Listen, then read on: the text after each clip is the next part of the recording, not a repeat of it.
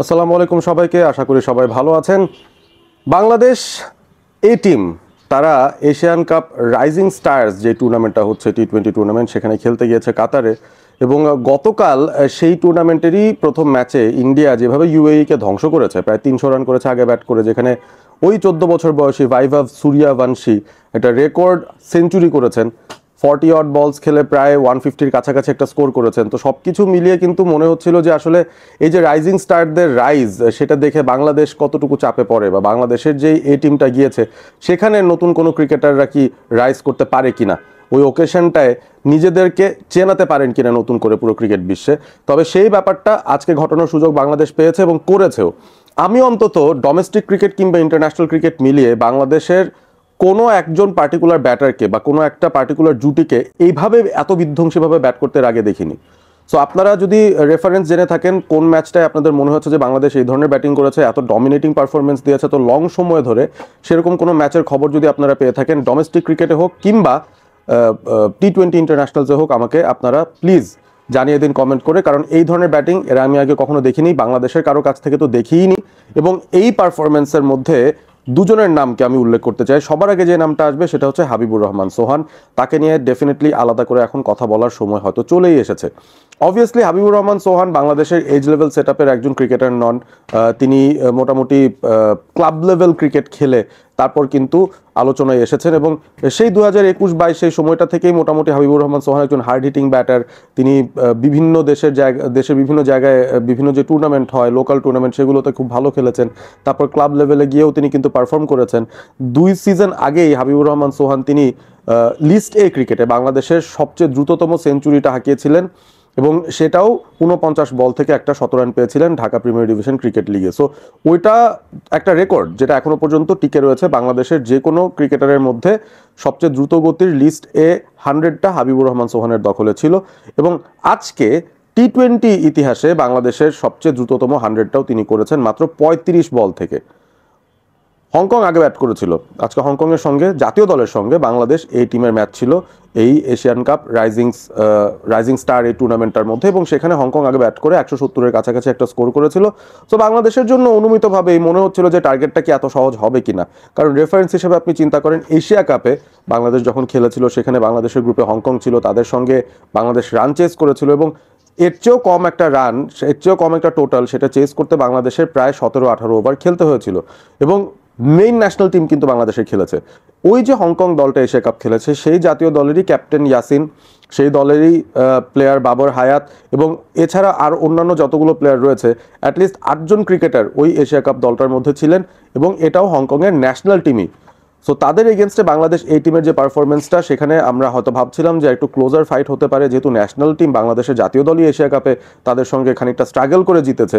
হ্যাঁ, অনেক সময় লেগেছিল তাদের ওই 150 রান চেস করতে। তো হংকং যখন বাংলাদেশ এ দলের এগেনস্টে প্রায় 170 রান করে ফেলেছে, তখন কিন্তু মনে হচ্ছিল ম্যাচটা টাইট হতে পারে, এবং বাংলাদেশ যদি হেরেও যায় আমরা কিন্তু অবাক হব না। তবে সবাইকে যেন ভুল প্রমাণ করার জন্য নেমেছিলেন হাবিবুর রহমান সোহান ওপেনিং স্লটে।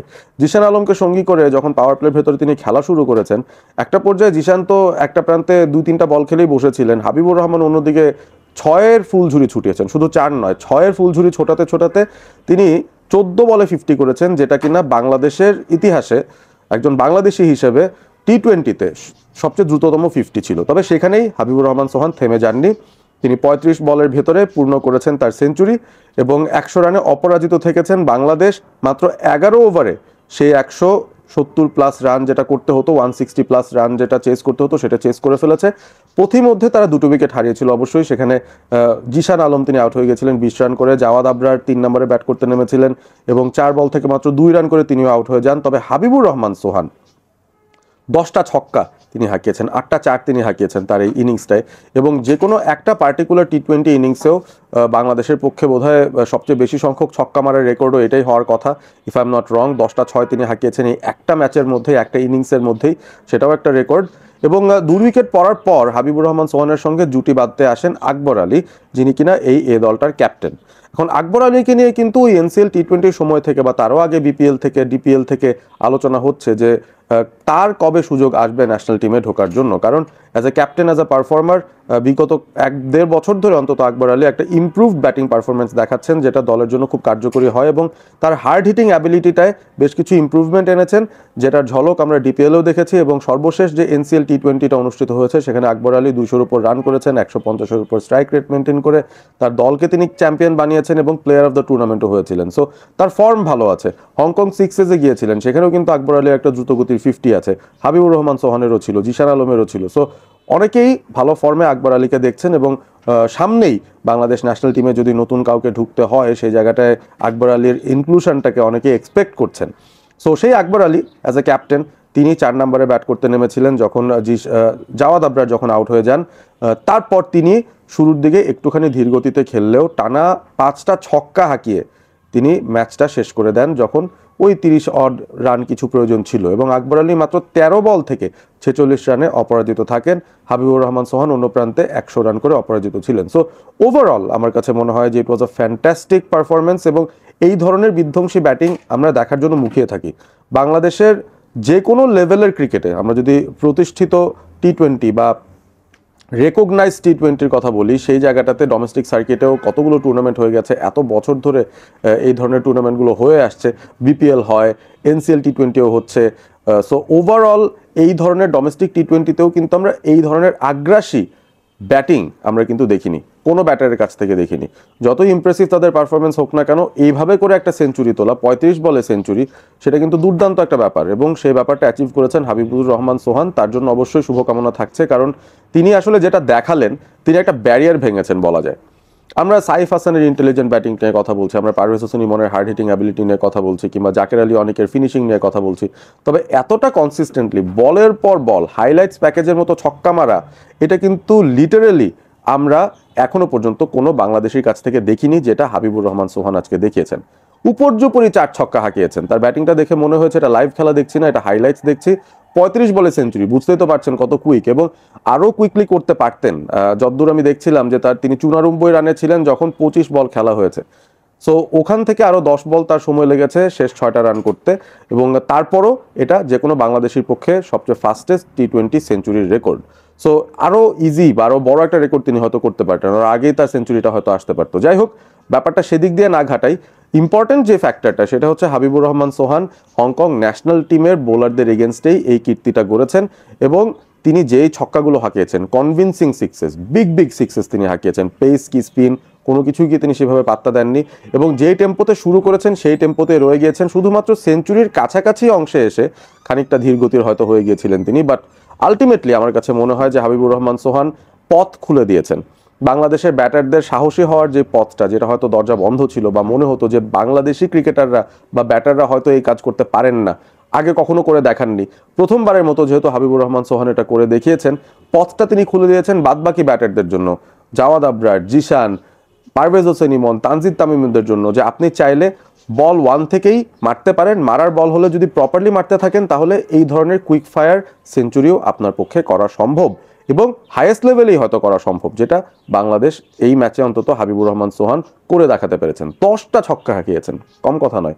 আকবর আলী তিনিও 6টা ছক্কা হাঁকিয়েছেন। সো সব কিছু মিলিয়ে আমার কাছে মনে হয় যে এর চাইতে ভালো আউটিং ওভারঅল বাংলাদেশের কোনো ধরনের টি20 লেভেলে আমি দেখিনি। এই ধরনের আগ্রাসী বিধ্বংসী ব্যাটিং যেভাবে ব্যাট করছিল বাংলাদেশ, যদি পুরো 20 ওভার ব্যাট করতে পারতো, আমার কাছে মনে হয় যে বাংলাদেশ 300 রানের চেষ্টাও হয়তো করে ফেলতে পারতো, যে ধরনের ব্যাটিংটা তারা করছিল। And I am not kidding, আমার কাছে মনে হয়েছে যে সত্যি 300-র কাছাকাছি বাংলাদেশ হয়তো যেতে পারতো।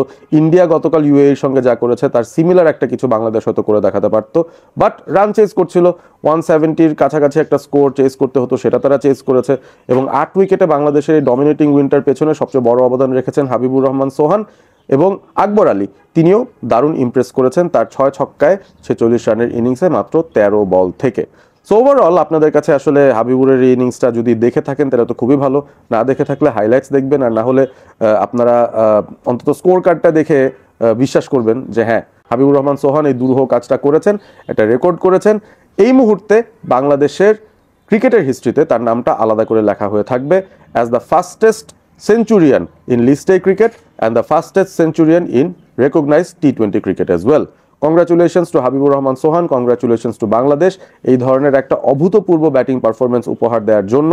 হতে পারে সেটা হংকং, বাট আমি যেটা বললাম, it was a pathfinder, it was an eye opener. এই ইনিংসটা দেখার পর আরও অনেক সাহসী হয়ে যাবে বাংলাদেশের বাদবাকি ব্যাটাররা, যারা এই স্টাইলেই ব্যাটিংটা করতে চায়, এবং এই স্টাইলের ব্যাটিংটা টি-20তে এই মুহূর্তে প্রয়োজন। ভিডিওটি ভালো লেগে থাকলে অবশ্যই শেয়ার করবেন বন্ধুদের সঙ্গে, এবং সেই সাথে কমেন্ট করে জানিয়ে দেবেন আপনার প্রতিক্রিয়া। হাবিবুর রহমান সোহানের এই ইনিংসটাকে নিয়ে আপনাদের কি মনে হয়েছে, আকবর আলীর ব্যাটিং নিয়ে আপনাদের কি মতামত, এবং বাংলাদেশের এই পারফরমেন্সটা কি ফ্লুক ছিল কিনা, নাকি আসলেই বাংলাদেশের পাওয়ার হিটিংয়ের ইমপ্রুভমেন্টটা আমরা নিজের চোখে এখন দেখতে পাচ্ছি, জানিয়ে দিবেন কমেন্ট করে। সাবস্ক্রাইব করবেন অল স্পোর্ট এবিপি। ভালো থাকবেন সবাই।